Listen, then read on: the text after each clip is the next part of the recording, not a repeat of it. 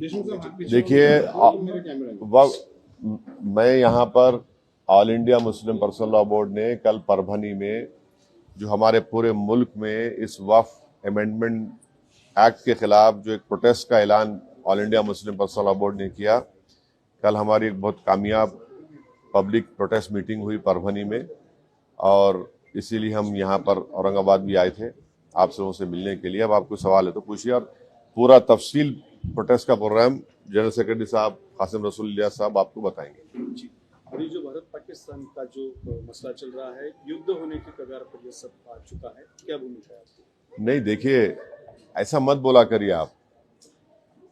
आप और हम जाके युद्ध नहीं लड़ने वाले हैं, वो सरकार तय करेगी, और हमको ऐसा लूज टॉक नहीं करनी चाहिए।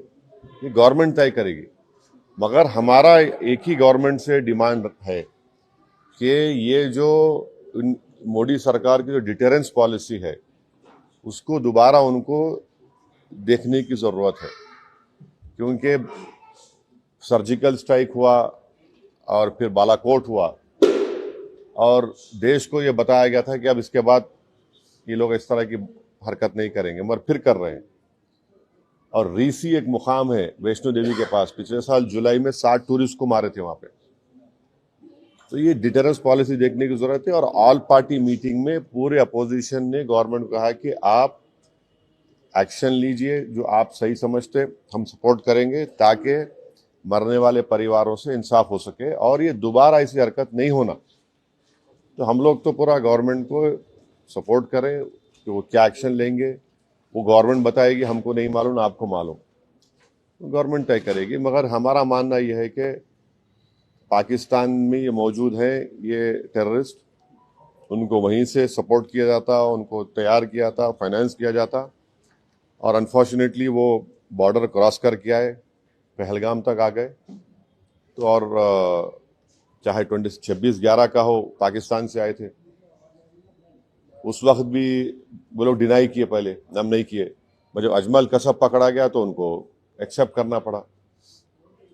तो अब गवर्नमेंट क्या एक्शन लेगी वो गवर्नमेंट के ऊपर है, गवर्नमेंट वो तय करेगी, हम तो नहीं बोल सकते। मगर इनके खिलाफ तो ये हमारा मानना ये है कि ऐसे टेररिज्म को रोकने की ज़रूरत है और सख्त कार्रवाई करने की ज़रूरत है, क्योंकि कोई भी, आपको तो पहले किसी को जान लेने का इख्तियार नहीं है, दूसरा आप हमारे वतन में आकर आप जो इनोसेंट टूरिस्ट हैं उनका समुदाय पूछकर, उनका रिलीजन पूछकर उनको गोली मारना, ये बदतरीन हरकत है ये। और पाकिस्तान इन चीज़ों को रोकना ज़रूरी है। पाकिस्तान ये समझना ज़रूरी है कि आप किस देश के खिलाफ ये कार्रवाई कर रहे हैं।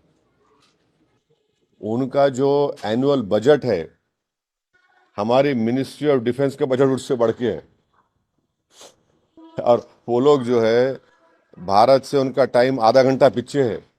उन्होंने आधा घंटा पीछे नहीं है, उन्होंने 30 साल पीछे है भारत से।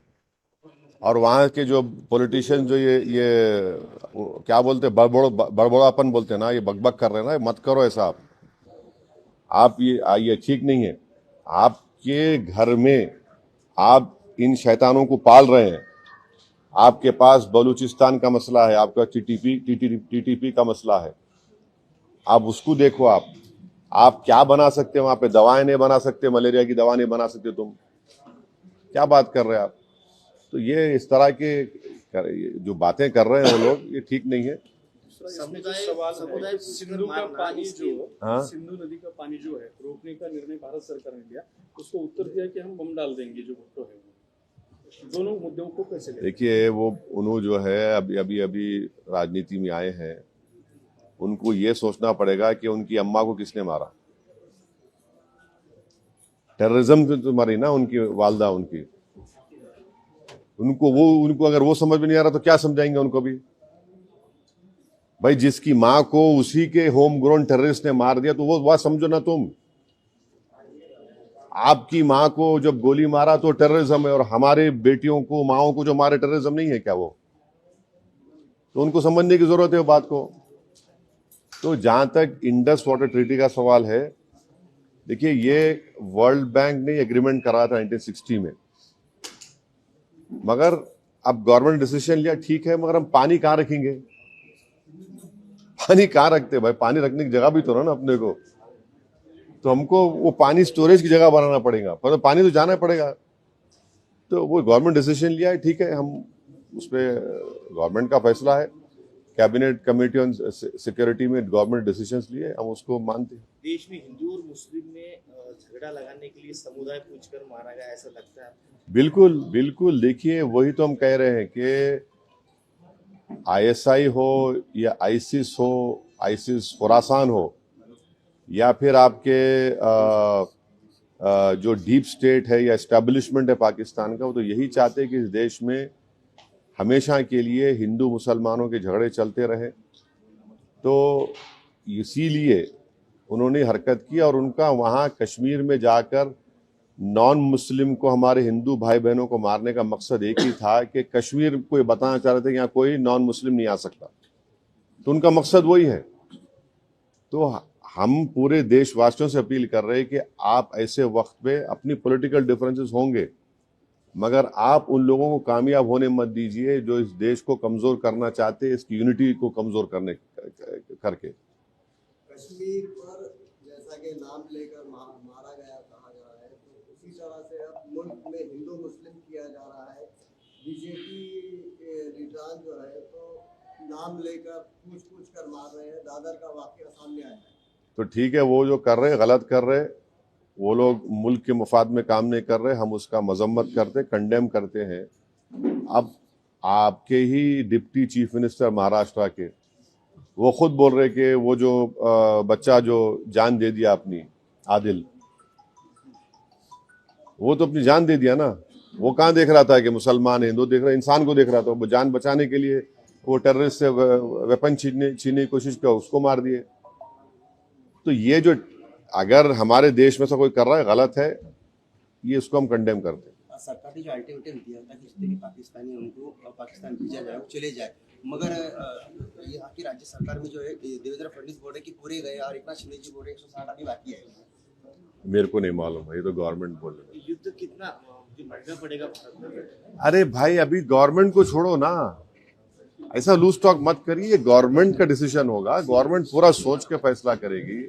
नहीं सुनिए, एक मिनट सुनिए, गवर्नमेंट क्या करेगी नहीं करेगी वो गवर्नमेंट तय करेगी। हमारा बोलना, अपोजिशन कहता है कि आप इस पर स्ट्रांग एक्शन लीजिए, ये खत्म होना ये चीज। अब वो कैसा एक्शन लेंगे, क्या लेंगे, गवर्नमेंट पे तो थोड़ा आपको तो उनको उन पे छोड़ना पड़ेगा ना। अब ये टीवी चैनल पे एंकर बैठकर ऐसा बोल रहे ऐसा होगा ऐसा, अरे भाई ये मजाक है क्या? ये ऐसा गवर्नमेंट तय करेगी, तो क्या डिसीजन होगा वो तय करेंगे। मगर हम मेरा डिमांड ये है कि पाकिस्तान को फिर से FATF की ग्रे लिस्ट में लाना जरूरी है। फाइनेंशियल एक्शन टास्क फोर्स में उनको ग्रे लिस्ट में लाए। ग्रे लिस्ट में लाए तो उनको ये देखिए, इलीगल पैसों से फाइनेंस करे टेररिज्म ये लोग, कोई वाइट का पैसे नहीं, इलीगल पैसे से। तो FATF की दोबारा लिस्ट की ग्रे लिस्ट में पाकिस्तान को डालना जरूरी है। हम डिमांड करेंगे ये गवर्नमेंट से कि उनको FATF के ग्रे लिस्ट में डालो आप, तभी जाकर उनका होगा। और हम लोग पूरा उन पे साइबर अटैक करना, हमारे पास एथिकल हैकर्स है, हमारे पास नेवल और एयरफोर्स ब्लॉकेट कर सकते, इंटरनेशनल लॉ में कर सकते हम। और अगर कल कोई एक्शन गवर्नमेंट लेगी तो यूनाइटेड नेशन का कानून है आर्टिकल 51, जो सेल्फ डिफेंस में आपको राइट देता, और नॉन स्टेट एक्टर्स के खिलाफ भी आप एक्शन ले सकते। तो ये सब चीजें हैं। और भारत के संविधान में आर्टिकल 355 है। 355 के तहत कोई स्टेट में अगर एक्सटर्नल एग्रेशन होता तो सरकार की जिम्मेदारी उसको रोकने की। शहीद अफरीदी ने ऐसा स्टेटमेंट किया है, भारत खुद भी अपने लोगों को मारता है और फिर बाद में हमारे ऊपर नाम लेता है। कौन है जी इन्हें? शहीद अफरीदी कौन है इन्हें? नाटक है क्या ये? छोड़ो ना, तुम क्या जोकरों का नाम ले रहे मेरे सामने, छोड़ो ना इन लोगों को। क्या बाहर उनको जो प्रोटेस्ट करने जा रहे हैं कैसा है उसका? हाँ, बहुत अच्छा है।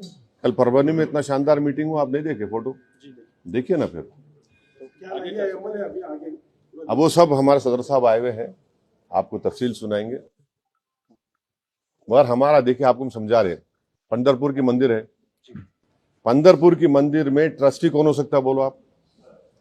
हिंदू हो सकता ना, नॉन हिंदू नहीं हो सकता ना। अब उसमें हम कोई बोले नहीं नॉन हिंदू को बनाओ, वो तकलीफ होती नहीं होती? हम भी वही बोल रहे हैं। वक्फ बोर्ड में क्यों आप बनाना चाह रहे हैं नॉन मुस्लिम को? आपका उधर फेथ है, आपका मामला है, तो हमारा भी तो है ना। हम कहाँ अलग है? रिलीजन है ना, वो रिलीजन है तो हमारा भी तो रिलीजन है।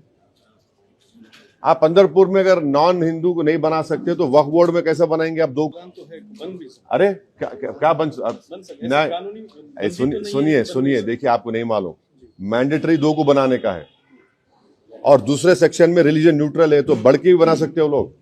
2 को तो मैंडेटरी बना ही नहीं, बना है नॉन मुस्लिम को, कैसे बनाएंगे आप? भाई मेरा आर्टिकल 26 के तहत मेरे को ये राइट है कि मैं अपने पसंद के रिलीजियस चैरिटेबल इंस्टीट्यूट को कायम करो, और वक्फ प्योर रिलीजियस इंस्टीट्यूशन है और हम उसको कायम करें, उसको एडमिनिस्टर करने का राइट आर्टिकल 26 मेरे को दे रहा है। मूवेबल इमूवेबल प्रॉपर्टीज लेने का राइट मुझे आर्टिकल 26 दे रहा है। आर्टिकल 14 का वायलेशन नहीं है कि आप वहां पे कर रहे और मेरे को बोल रहे ऐसा करो। आर्टिकल 15 का वायलेशन है, फ्रीडम ऑफ रिलीजन का वायलेशन है आर्टिकल 25 का। ऐसा कैसा होगा बताइए? आप लोग पूछते क्यों नहीं? आप लोग मीडिया वाले डर रहे कहीं को? मेरे को समझ नहीं आ रहा। महाराष्ट्र के ये कानून से भारत का सबसे बड़ा दौलतमंद जो आदमी है, जो खोजाओं के यतीम खाने पे अपना महल बना लिया, सेक्शन 2C के तहत वो मालिक बन गया। आज की तारीख में नरेंद्र मोदी ने जो कानून बनाया, सेक्शन 2C पढ़ो आप, any trust form before this act and after this act will not be Waqf property. क्यों? और आगा खानी को क्यों लेके आए? आगा खानियों से मोहब्बत पे पे नहीं लेके आए। अगर आगा खानियों की मोहब्बत पे लेके आते तो नरेंद्र मोदी जाके जकिया जाफरी से मिलते थे। वो आगा खानी है। ईसान जाफरी को काट के उनके जिस्म को जला दिया गया था। आगा खानियों को इसलिए लेके आए ताकि वो जो ट्रस्ट से वो जमीन खरीदे, यतीम खाने खरीदे, उसको लीगलाइज करना। आप मेरे को बताओ, बीजेपी के पैम्फलेट में लिखा हुआ है कि 70% वक्फ प्रॉपर्टीज पे इंक्रोचमेंट हो गया। अगर 70% है तो आप लिमिटेशन एक्ट अप्लाई करके उनको ओनर क्यों बना रहे? आप ओनर बना रहे ना उनको। आप देखो उनका पैम्फलेट पढ़े आप लोग, एक 4 पेज का, एक 15 पेज का बुकलेट, बकवास लिखे रहे उसमें, खुद अपने आप को वो कर रहे, कॉन्ट्रडिक्ट कर रहे। लिमिटेशन एक्ट का मतलब क्या है? 12 साल जो वहां पे बैठा हुआ है एंक्रोचमेंट करके, उसको आप मालिक बना दिए। आज मालिक बन गया वो। इवैक्यू वक्फ प्रॉपर्टीज है, इवैक्यू वक्फ प्रॉपर्टीज को आप निकाल के गवर्नमेंट कस्टडी में दे दिए, तो वक्फ बोर्ड का नुकसान हो गया ना। आप बोल रहे कि वक्फ